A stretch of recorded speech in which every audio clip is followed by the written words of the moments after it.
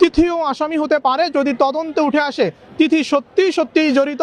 ইকরার আব্বু এখানে দুইজনকে আসামি করেছেন। এই মামলার প্রধান আসামি, তার সর্বোচ্চ 10 বছর পর্যন্ত জেল হতে পারে এবং সহযোগিতার জন্য আফরা ইবনাত খান ইকরা আত্মহত্যা করেছে।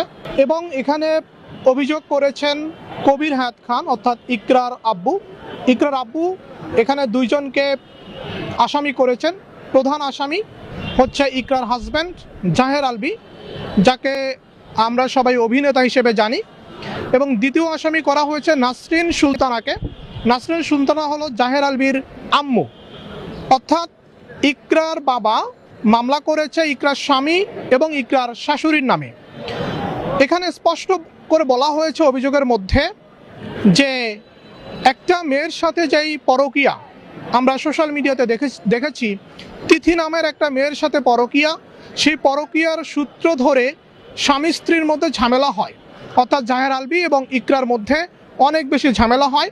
ইকরা যখন জাহের আলভীকে বাধা দেয়, বারবার এই পরনারীর কথা বলে, তখন জাহের আলভী ইকরাকে এটাও বলেছে, যেটা মামলায় বলা হয়েছে, যে তুই যদি মরেও যাস আমার কিছু যায় আসে না, তুই যা পারস কর, আমি এসব কন্টিনিউ রাখবো। তো দেখেন কতটা ভয়ানক হতে পারে।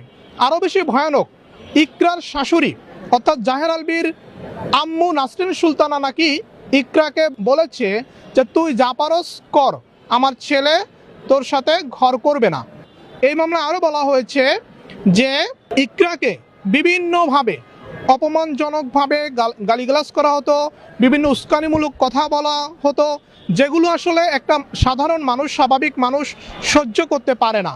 ইকরাও তেমনি পারে না। ইকরার কাছে মনে হয়েছে আমি এই দুনিয়া থাকলে শান্তি পাবো না, এই দুনিয়া থেকে আমাকে চলে যেতে হবে। যেই ভয়াবহতায় একটা মানুষকে নিজের প্রাণকে বিসর্জন দিতে হলো শুধুমাত্র অন্যের সুখের চিন্তা করে, অর্থাৎ জাহের আলভী এবং তিনি তার যেই পরকীয়া প্রেমিকা তার সাথে যাতে সুখে শান্তিতে থাকতে পারে। মামলাটা হয়েছে দণ্ডবিধির 306 ধারায়।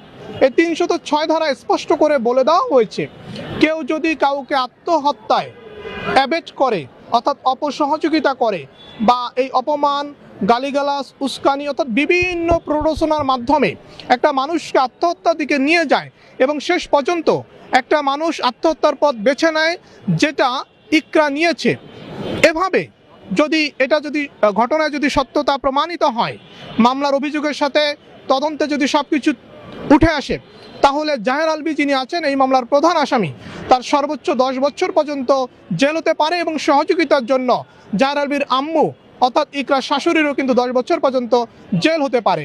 আমাদের সারা বাংলাদেশকে কাঁদিয়েছে, প্রত্যেকটা মানুষকে সচেতনতার বার্তা দিচ্ছে যে পরকীয়া নামক যে ভয়ঙ্কর রূপ, যে ভয়ঙ্কর বিষয়টা, এই বিষয়টা সবার এড়িয়ে চলা উচিত, কারণ পরকীয়া একটা মানুষের প্রাণহানি পর্যন্ত ঘটে যেতে পারে।